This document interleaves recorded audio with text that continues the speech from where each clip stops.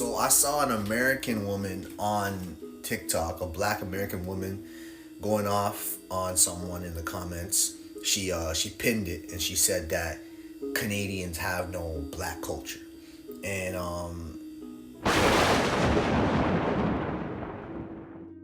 How did black people come to Canada? I mean, I've talked about the Indians and how they came to Canada. I've talked about the Chinese, when and how they came to Canada. So in this video, we're going to dive into the history of black Canadians. Let's find out how black Canadians came to Canada, when and where they came from. Come along with me. Let's dive into the video. I dedicate this video to all those who are interested in black history and all the young black Canadians who have not got a chance to research more about their ancestral grounds and where they come from. I mean, this is a chance for you to know where your ancestors came from to a point that you ended up called a black Canadian. I mean, I've talked about Indo-Canadians or Indians. I've talked about Chinese Canadians. I mean the China people who ended up in Canada and how they ended up in Canada. So in this video, I'm going to dive into the history of black Canadians. And I'm going to date it back. I'm going back thousands of years ago. I'm going back to the 1600s. And this is the time when Transatlantic Slave Trade was on the rise. They got all the strong men they could get their hands on from Africa, put them on canoes, boats and ships, and started sailing to North America. Now I'm taking you back to show you how you ended up a black Canadian. Year in and year out, they were on the water. It was a very long journey from Africa. Check your map and see where Africa is and where North America is. It may take you a week on water.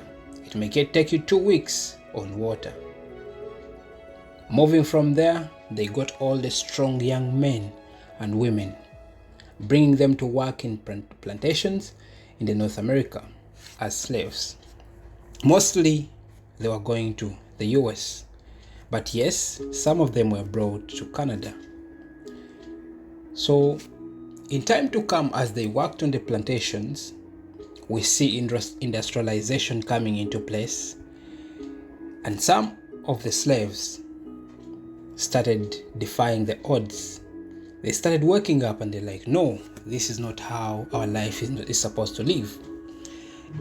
Those who are in the US started escaping from the plantations, and we traced it in the 20th century, where in fact, let's go back to the 19th century. That's how the struggle starts. So they started looking at Canada as the beacon of hope as they escaped slavery in the United States. They passed through the Underground Railroad, which was a network of safe houses and routes that led to freedom in Canada. So they moved from the US, trekking through the bushes, thick forests, coming to Canada, and it is estimated that around 30,000 black Americans sought refuge in the US. Communities like Buxton and Africville became havens for these freedom seekers, fostering rich cultural traditions that continue up to date. So as they reached Canada, they found it was a different story. Well, you cannot rule out the racial segregation they passed through in the beginning. And I can tell you straight away that in the 20th century, the struggle for equality was on the rise, which was inspired by the civil rights movement in the United States. Black Canadians also fought against systematic racism. Figures like Viola Desmond, who famously challenged racial segregation in a Nova Scotia theater in 1946, became symbols of resistance.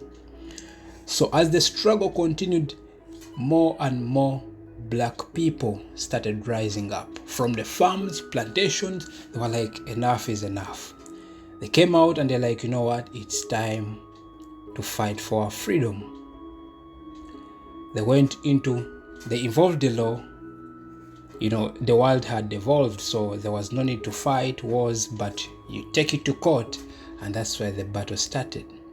More and more black people, or the ones I can call black Canadians, kept on studying politics, democracy, everything, every literature they could get their hands on, so that they wanted to be so much aware of everything that was going on.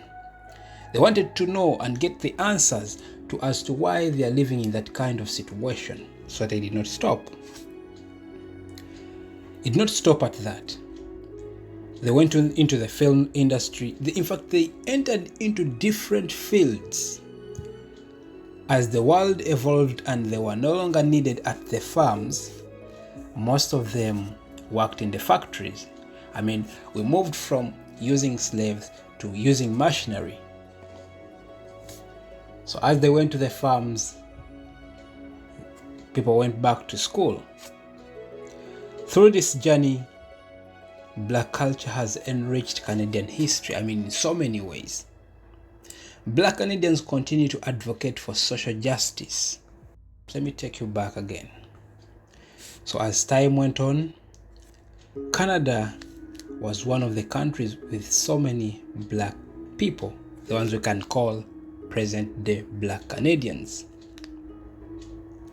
It is very hard to talk about the history of Canada without talking about black Canadians, because they have contributed a lot.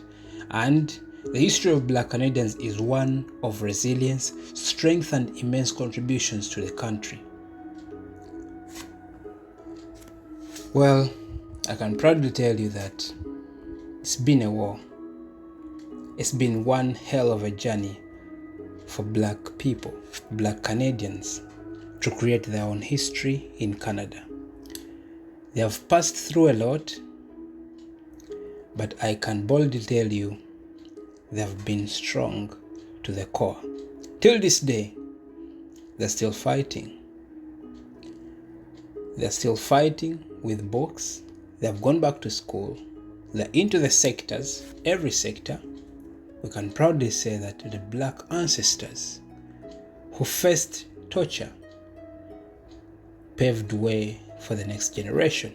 So for you, the black Canadians, the young black Canadians who don't know your history, I guess you know where you come from. The journey started in Africa. That's where your ancestral grounds is. And most of the slaves were picked from West Africa. So you may find like most of the black Canadians and black Americans have ancestral grounds in West Africa. Yes, they picked slaves from other parts of Africa, but mostly it was West Africa because it was at the coast and it was very easy to transport slaves on water from maybe Nigeria, Ghana, and Senegal and other countries straight to Europe, straight to North America. So that's how you came to be called a black Canadian. If you've been asking yourself, where do I come from? I can boldly tell you, you have ancestral grounds in Africa. So I'm concluding this video, but I'm going to tell you that the next video is going to be about the history of the Caribbeans.